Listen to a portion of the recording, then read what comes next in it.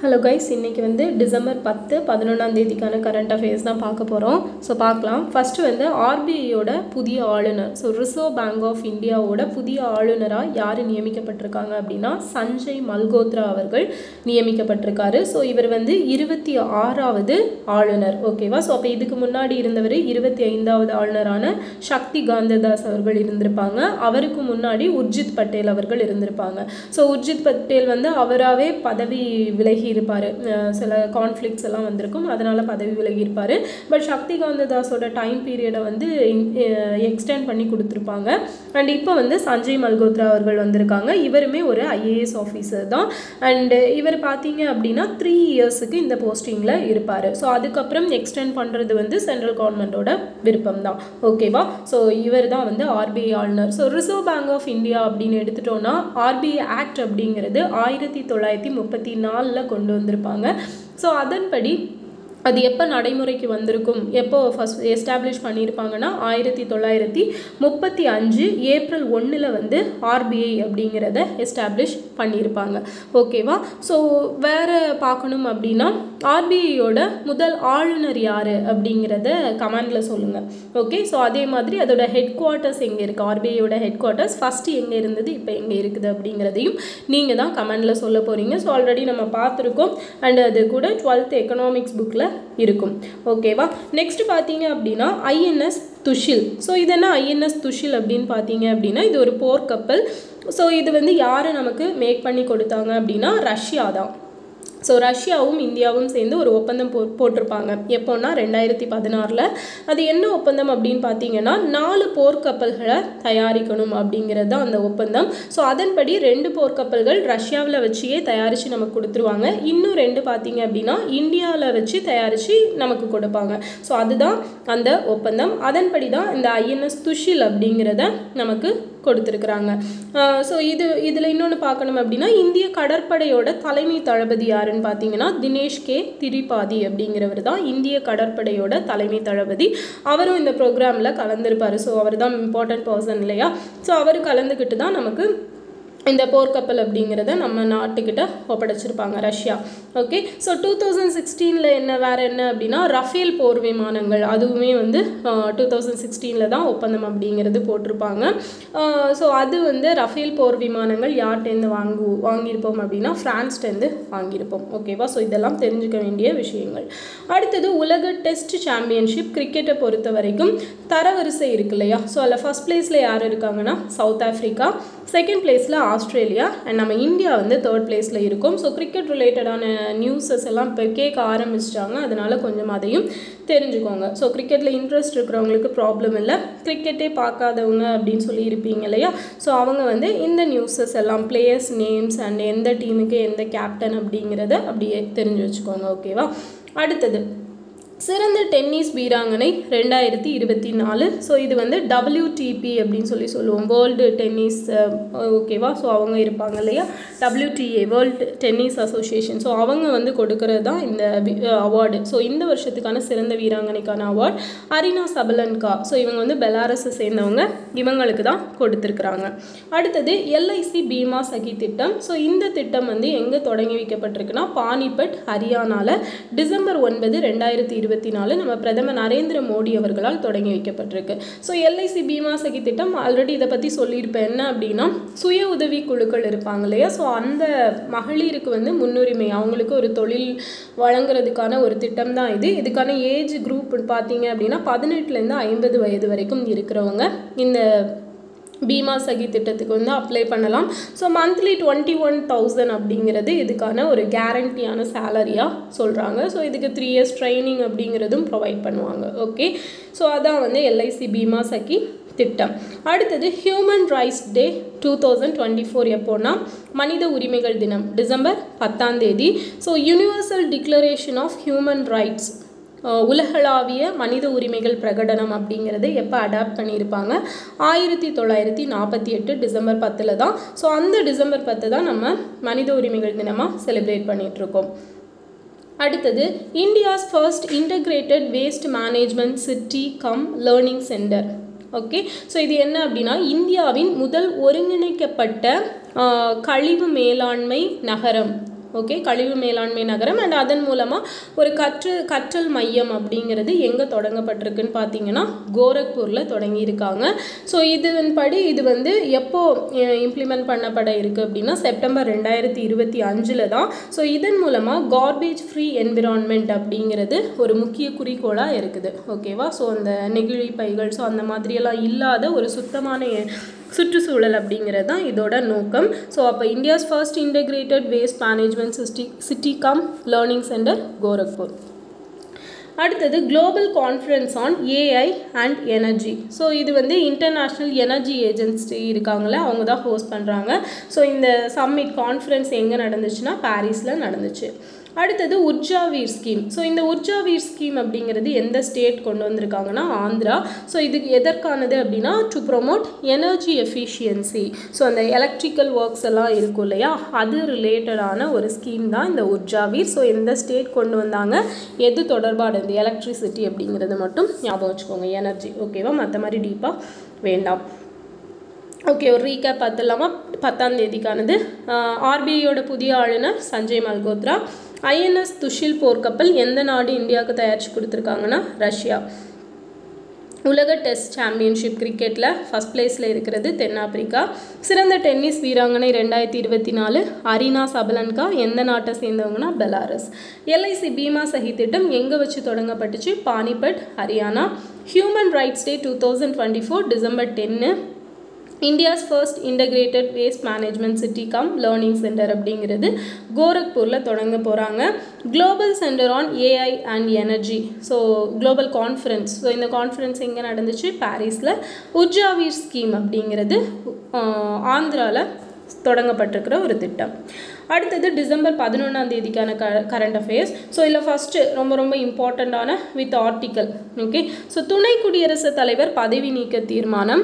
இது வந்து இதுக்கான ஆர்டிக்கல் என்னென்னா ஆர்டிக்கல் 67 சப்கிளாஸ் பி அப்படிங்கிறது தான். ஸோ இப்போ நம்ம துணை குடியரசுத் தலைவர் யார்? ஜெகதீப் தன்கர் அவர்கள்.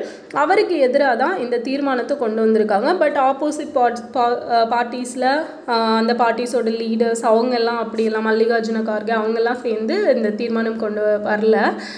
ஸோ சில மெம்பர்ஸ் மட்டும் சேர்ந்து கொண்டு வந்திருக்காங்க. கண்டிப்பாக இது ஜஸ்ட் ஒரு த்ரெட்டனிங் பர்பஸ்க்காகன்னு சொல்லலாமே தவிர மற்றபடி இதெல்லாம் அவரை பதவி நீக்கம் அப்படிங்கிறது ஒரு பெரும்பான்மை இல்லாமல் பண்ண முடியாது. ஸோ அதிலே சொல்லிப்பாங்க பாருங்கள், லோக்சபா ராஜ்யசபாவில் பெரும்பான்மை ஆதரவுடன் தீர்மானம் நிறைவேற்றப்பட்டால் அந்த துணை குடியரசுத் தலைவரை பதவி நீக்கம் பண்ணலாம். அதுக்கும் 14 நாளைக்கு முன்னாடியே அந்த நோட்டீஸ் அப்படிங்கிறத வெளியிடணும். அப்போ மாநிலங்களவையில் இதுக்கு முன்னாடி யாராவது அந்த மாதிரி பதவி நீக்கம் செய்யப்பட்டிருக்காங்களா, இல்லை தீர்மானம் கொண்டு வரப்பட்டிருக்கானா? இல்லை. ஸோ இதுதான் ஃபஸ்ட்டு டைம் கொண்டு வரப்பட்டிருக்குது. அதனால இது கொஞ்சம் இம்பார்ட்டன்ட் தான். இந்த ஆர்டிக்கல் நல்லா பார்த்துக்கோங்க. அதே போல் மாநிலங்களவையில் இதுக்கு முன்னாடி இந்த மாதிரி பதவி நீக்கம் தீர்மானம் கொண்டு வந்திருக்காங்களன்னா வந்திருக்காங்க. ஒரு 3 டைம் வந்து கொண்டு வந்திருக்காங்க. 1954, 66, 87 கொண்டு வந்திருக்காங்க. ஓகேவா? ஸோ இதுதான் வந்து இந்த பதவி நீக்க தீர்மானம் அப்படிங்கிறது பற்றினது. ஸோ இம்பீச்மெண்ட் ஆஃப் பிரசிடெண்ட் அப்படிங்கிறது ஆர்டிக்கல் என்ன? குடியரசுத் தலைவரை பதவி நீக்கிறதுக்கான தீர்மானம். ஸோ அதுக்கான ஆர்டிக்கல் என்ன அப்படிங்கிறத கமெண்டில் சொல்லுங்கள். அண்ட் ஆளுநருக்கான பதவி நீக்க தீர்மானம். ஸோ அதுவும் ஓகே, அது வேணால் நான் சொல்கிறேன். ஆர்டிக்கல் 161. ஓகேவா? ஸோ குடியரசுத் தலைவருக்கான அந்த பதவி நீக்க தீர்மானத்துக்கான ஆர்டிக்கல் என்ன அப்படிங்கிறத மட்டும் நீங்கள் சொல்லுங்கள். ரொம்ப முக்கியமானது. அடுத்தது, உலகிலேயே முதல் முறையாக அதிநவீன முறையில் மூளையின் 5132 செல் பிரிவை துல்லியமாக கண்டறியும் 3D படங்கள் வெளியீடு. ஸோ இதை வெளியிட்டிருக்கிறது யாருன்னா ஐஐடி சென்னை. ஸோ ரொம்ப முக்கியம், ஏன்னா வேர்ல்டுலேயே ஃபஸ்ட்டு டைம். இதுக்கு முன்னாடி மூளையோட ஒரு பார்ட்டை மட்டும் வந்து இந்த மாதிரி படம் எடுத்தது வந்து யூஎஸ்ஏ எடுத்து வெளியிட்டிருக்காங்க. ஆனால் முழு மூளையையும் இந்த மாதிரி 3D முறையில் அவங்க வந்து என்ன பண்ணலாம் அப்படின்னா பிரெயினோட ஒவ்வொரு பார்ட்டையும் வந்து என்லார்ஜ் பண்ணி பார்க்க முடியும் அப்படின்னு சொல்கிறாங்க. ஸோ அதுக்கான வெப்சைட்ஸும் இருக்குது. அதில் போய் நம்ம அந்த பிக்சர்ஸை பார்த்துக்க முடியும். அந்த சாதனையை பண்ணது நம்ம ஐஐடி சென்னை தான் பண்ணியிருக்காங்க. ஸோ இதனால் ஏதாவது யூஸஸ் இருக்கா அப்படின்னா கண்டிப்பாக இருக்குது. என்னென்னா மூளையில் ஏதாவது இப்போ மூளையில் ஒரு ப்ராப்ளம் வருது, ஸோ ஏதாவது டிசீஸ் வருது, அது மூளையை பாதிச்சிருக்கு அப்படிங்கிற பட்சத்தில் இந்த மாதிரி அனலைஸ் பண்ணுறதுக்கு ரொம்பவே யூஸ்ஃபுல்லாக இருக்கும். அது மட்டும் இல்லாமல் குழந்தைகளுக்கெல்லாம் மூளையில் மூளை குறைபாடு, மூளை வளர்ச்சி குறைபாடு அந்த மாதிரியெல்லாம் இருக்கு இல்லையா? ஸோ அதை முன்கூட்டியே கண்டறிந்து அதுக்கான நடவடிக்கைகளை மேற்கொள்ள முடியும். ஸோ அதுக்கான ட்ரீட்மெண்ட்ஸ் எல்லாம் கொடுக்க முடியும் அப்படிங்கிறது தான் இதோட ஒரு பெரிய பெனிஃபிட். அடுத்தது மகாகவி பிறந்த தினம். ஸோ மகாகவி யார்? பாரதியார். ஸோ பாரதியாருக்கு மகாகவி அப்படிங்கிற பட்டம் கொடுத்தது யார் அப்படிங்கிறத கமெண்டில் சொல்லுங்கள். ப்ரீவியஸ் இயர் கொஸ்டின் தெரியலைனாலும் சொல்லுங்கள், நான் உங்களுக்கு ஆன்சர் சொல்கிறேன். ஸோ இவர் பிறந்த தினம் டிசம்பர் 11 ஓகேவா. அடுத்தது உவைசா பிறந்த, ஆக்சுவலாக இது வந்து மகாகவியோட 143வது பிறந்த தினம். அடுத்தது உவைசாவோட பிறந்த தினத்தை என்ன தினமாக இனி நம்ம தமிழ்நாட்டில் செலிப்ரேட் பண்ண போகிறாங்க அப்படின்னா தமிழ் இலக்கிய மறுமலர்ச்சி நாள். ஓகேவா. தமிழ் இலக்கிய மறுமலர்ச்சி நாள் February 19. யாரோட பிறந்த தினம்? உவைசாவோட பிறந்த தினம் 1855 அவர் பிறந்தது. அண்ட் இறந்தது பார்த்தீங்கன்னா 28 ஏப்ரல் 1942 இறந்திருப்பார். ஸோ உவைசாவோட பிறந்த தினம் தமிழ் இலக்கிய மறுமலர்ச்சி நாள். ஓகே. ஸோ இதுவே அக்டோபர் 5 வள்ளலாரோட பிறந்த தினம். ஸோ அதை என்னவா செலிப்ரேட் பண்ணுறோம்? தனிப்பெரும் கருணை தினம்னு சொல்லி செலிப்ரேட் பண்ணுறோம். அண்ட் லைக் தட் செப்டம்பர் 17 இல்லையா. ஸோ யாரோட பிறந்த தினம்? பெரியார் அவர்களோட பிறந்த தினம். அந்த தினத்தை நம்ம என்ன தினமாக செலிப்ரேட் பண்ணுறோம் அப்படிங்கிறத நீங்கள் தான் கமெண்டில் சொல்ல போகிறீங்க. ஓகேவா. ஃபைன். அடுத்து ஒரே நாடு ஒரே சந்தா திட்டம். ஸோ இது எப்போ கொண்டு வரப்பட்டுச்சுன்னா January 1 கொண்டு வர போகிறாங்க 2025. இந்த திட்டத்தை பற்றி ஆல்ரெடி நம்ம பார்த்துருப்போம். ஸோ இந்த அப்படின்னா உயர்கல்வியினர் ஆக்சுவலாக மெயினாக பார்த்தோன்னா லாஸ்ட்டு 10 இயர்ஸாக எஜுகேஷன் சிஸ்டமில் டெவலப்மெண்ட் கொண்டு வரதுக்கு என்னெல்லாம் பிளான் பண்ணாங்களோ அது எல்லாத்தையும் இன்னும் எக்ஸ்பேண்ட் பண்ணுறது தான் மெயின் அப்ஜெக்டிவ். ஸோ அதே மாதிரி இன்னொரு வேலிட் பாயிண்ட் என்னன்னு பார்த்தீங்கன்னா, இந்த ஆராய்ச்சி பண்ணுறாங்க அண்ட் உயர்கல்வியெல்லாம் பயில்றாங்க இல்லையா. ஸோ அவங்களுக்கு ஒரு முக்கியமான திட்டம் தான் இந்த ஒரே நாடு ஒரே சந்தா திட்டம். ஸோ இதன் மூலமாக அரசு நிதி உதவி பெறும் உயர்கல்வி நிறுவனங்களில் பயில்ற ஒரு 1.8 crore மாணவர்கள் பயனடைவாங்க அப்படிங்கிறது தான் இதில் விஷயம். அடுத்தது I4C இணையதளம். ஸோ இது எதற்கானதுன்னு கேட்கலாம். சைபர் விஷமிகளை பொதுமக்களே கண்டறிஞ்சு இந்த வெப்சைட்டில் போய் புகார் அளிக்கலாம் அப்படிங்கிறது தான் இந்த I4C அப்படிங்கிறது. அடுத்தது ராஜாஜி அவர்களோட 146வது பிறந்த தினம் எப்போனா டிசம்பர் 10. ஸோ ராஜகோபாலாச்சாரியார் இல்லையா, சேலத்து மாம்பழம் அப்படின்னு சொல்லி அழைக்கப்படுறவர். அண்ட் இவரை பற்றி பார்க்கணுன்னா இந்தியாவோட முதல் அண்ட் கடைசி ஒரு கவர்னர் ஜெனரலாக இருந்திருப்பார். ஸோ நேற்றுக்கு கூட கிளாஸில் பார்த்துருப்போம், பாலிட்டி கிளாஸில். ஸோ இது வந்து ரொம்ப ரொம்ப முக்கியமானது. ஓகேவா. நெக்ஸ்ட் இவரை பற்றி பார்க்கணுன்னா இவர் சிஎம்மாக இருந்தது 1937 to 39 பீரியட் அண்ட் 52 to 54 வரைக்கும் இருந்திருப்பார் இல்லையா. ஸோ இந்த 37 to 39 என்ன ப்ராப்ளம்னால பதவி விலகி இருப்பார் அப்படின்னு பார்த்தீங்க அப்படின்னா இந்திய எதிர்ப்பு. ஸோ ஆக்சுவலாக இந்திய எதிர்ப்பு கிடையாது, இந்திய ஒரு ஆட்சி மொழியாக கொண்டு வந்திருப்பார். ஸோ அதுக்கு எதிர்ப்புகள் கிளம்பி அவர் வந்து வெளியே போயிருப்பார். அதே மாதிரி 52 to 54 குலக்கல்வி திட்டம் அப்படிங்கிறது ஓகே இல்லையா. ஸோ அதை கொண்டு வந்ததுனால ப்ராப்ளம் ஆகி வெளியே போயிருப்பார். ஸோ அதுதான் ராஜாஜி அவர்கள் பற்றின important datas. Okay fine. Next பார்த்தீங்க அப்படின்னா WTA சிறந்த வீராங்கனை விருது ஆல்ரெடி பார்த்தோம். ஹரியானா சபலன்கா பெலாரஸை சேர்ந்தவங்க. அதே மாதிரி கம்பேக் வீராங்கனை விருது யாருக்கு கொடுத்துருக்காங்கன்னா ஸ்பெயினை சேர்ந்த பாவ்லோ படவுசா அப்படிங்கிறவங்களுக்கு கொடுத்துருக்காங்க. அடுத்தது மகாகவியோட முழு படைப்புகள். இந்த ஒரு புத்தகம் அவர் எழுதின எல்லாத்தையும் சேர்த்து தொகுத்து ஒரு புத்தகமாக வெளியிடுறாங்க. நம்ம நரேந்திர மோடி அவர்கள் தான் அதை வெளியிட்டார் நியூ டெல்லியில். ஸோ அது தொகுத்தது யாருதுன்னு பார்த்தீங்க அப்படின்னா பாரதி அறிஞர் அப்படின்னு சொல்லி அழைக்கப்படுற சீனி விஸ்வநாதன் அவர்கள் தான் அதை தொகுத்திருக்காங்க. ஓகேவா.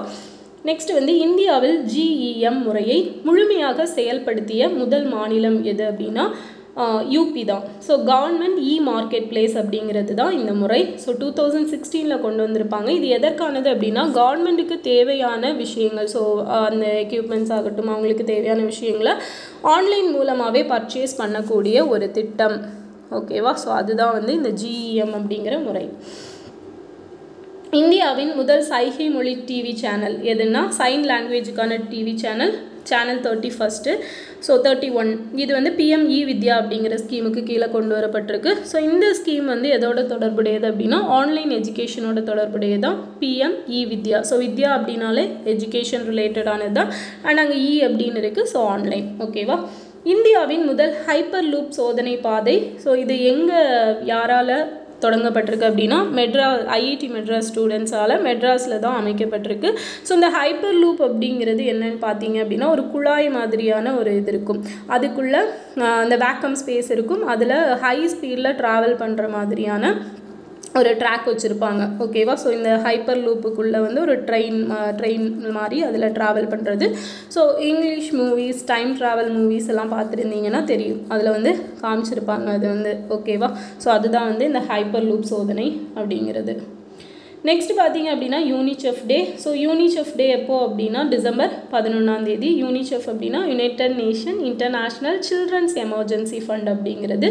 இது எப்போ ஸ்டார்ட் பண்ணியிருப்பாங்க? December 11, 1946. இதோட ஹெட் குவார்ட்டர்ஸ் வந்து நியூயார்க்கில் இருக்குது. அதே போல் சர்வதேச மலைகள் தினம், அதுவும் December 11. இந்த வருஷத்துக்கான தீம் என்னென்னா mountain solution for a sustainable future, innovation, adaptation and youth. ஓகேவா? ஸோ இதுதான் வந்து இந்த வருஷத்துக்கான தீம். Okay, fine. இதான் வந்து 2 டேஸ்க்கான கரண்ட் அஃபேர்ஸ். இது மட்டும் ஒரு ரீகேப் பார்த்துடலாமா? துணை குடியரசுத் தலைவரை பதவி நீக்க தீர்மானம். ஸோ அது ரிலேட்டடான ஆர்டிகல் 67B. உலகிலேயே முதல் முறையாக அதிநவீன முறையில் மூளையின் 5132 செல் பிரிவை துல்லியமாக கண்டறியும் 3D படங்களை வெளியிட்டது யாருன்னா ஐஐடி சென்னை. மகாகவி பிறந்த தினம் December 11. உவேசா பிறந்த தினம். தமிழ் இலக்கிய மறுமலர்ச்சி நாளாக செலிப்ரேட் பண்ண போகிறோம் February 19. ஒரே நாடு ஒரே சந்தா திட்டம் எப்போலேருந்து நடைமுறைக்கு வர இருக்குது? January 1, 2025. I4C இணையதளம் சைபர் விஷமிகளை பொதுமக்களை கண்டறிந்து புகார் அளிப்பதற்கான ஒரு இணையதளம். ராஜாஜியோட 146வது பிறந்த தினம் December 10. WTA சிறந்த வீராங்கனை ஆல்ரெடி பார்த்தோம், அரியானா சப்லன்கா, பெலாரஸை சேர்ந்தவங்க. மகாகவியோட முழு படைப்புகளை தொகுத்தவர் சீனி விஸ்வநாதன். இந்தியாவில் GEM முறையை முழுமையாக செயல்படுத்திய முதல் மாநிலம் கவர்மெண்ட் மார்க்கெட் பிளேஸ் அப்படிங்கிறது. ஓகேவா? ஸோ அதை செயல்படுத்தியது UP. இந்தியாவின் முதல் சைகை மொழி டிவி சேனல் 31. இந்தியாவின் முதல் ஹைப்பர் லூப் சோதனை பாதை IIT மெட்ராஸ். யூனிசெஃப் டே December 11. சர்வதேச மலைகள் தினம் December 11. ஓகேவா? ஸோ இந்த வீடியோ உங்களுக்கு யூஸ்ஃபுல்லாக இருந்திருக்கும்னு நினைக்கிறேன். அண்ட் இன்னொன்று பார்த்தீங்க அப்படின்னா டெலகிராமில் நம்ம டெய்லி நைட் வந்து 8 o'clock 8:30 போல், ஸோ ஒரு 1 hour கிளாஸ் அப்படிங்கிறது பாலிட்டி போயிட்டுருக்கு. ஸோ உங்களுக்கு வேணும் அப்படின்னா நீங்கள் அதில் ஜாயின் பண்ணிக்கலாம். ஓகேவா? ஸோ ஃப்ரீ கிளாஸ் தான், ஒன்றும் ப்ராப்ளம் இல்லை. அண்டு கேட்ட கொஸ்டின்ஸ்க்கெல்லாம் மறக்காமல் ஆன்சர் பண்ணிடுங்க. நெக்ஸ்ட் வீடியோவில் பார்க்கலாம். தேங்க்யூ.